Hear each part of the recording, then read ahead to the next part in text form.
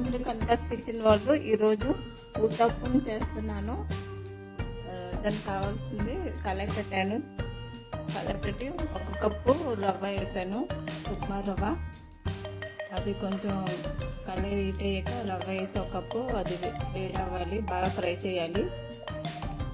అది కొంచెం వేగిన దాకా అలాగే ఆపాలి సిమ్లోని. అది కొంచెం కలర్ వచ్చి స్మెల్ వస్తుంది మంచిది, అప్పుడు దాకా అది వేపాలి. అది వేసాక 1 కప్పు పెరుగు, 1/2 కప్పు వేసాను. పెరుగు 1/2 కప్పు పెరుగులోని అది బాగా కలపాలి. ఇనో ప్యాకెట్ ఒకటి వేసాను. ఇనో ప్యాకెట్ వేసాక అది బాగా మిక్స్ చేయాలి. పెరుగు ఇనో ప్యాకెట్ అది మిక్స్ అయ్యాక కొంచెం సాల్ట్, సరిపోయినంత సాల్ట్ వేస్తారు. అది వేసాక మళ్ళీ బాగా కలపాలి, నురగ వస్తుంది. అది అయిపోయాక రవ్వ వేపింది చల్లారాక అందులో కలపాలి.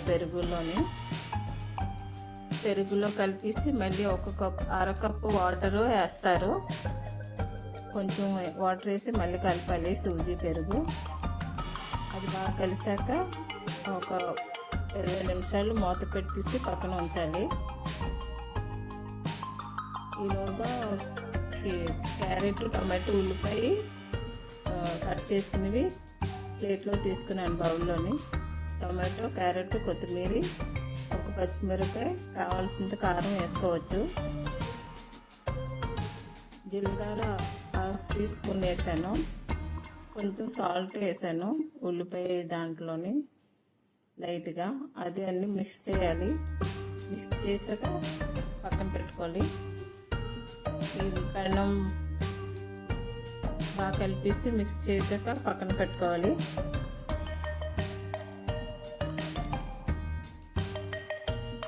గ్యాస్ వెలిగించి పెనం పెట్టాను. పెనం పెట్టాక వేడయ్యాక కొంచెం ఆయిల్ రాసాక దోశ కలుపుకున్న రవ్వ దోశది ఇప్పుడు 1 స్పూను ఇంకా 1/2 స్పూన్ వేసేసి లైట్గా రౌండ్గా పామాలి. పామేసాక ఇందాక ఉల్లిపాయ ఇవన్నీ కలిపినవి దీనిపైన వేస్తారు.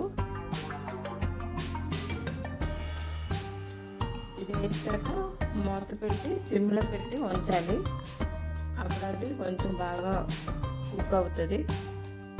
దలసరిగా వేయాలి, కొంచెం ఊతప్పం కదా ఇది.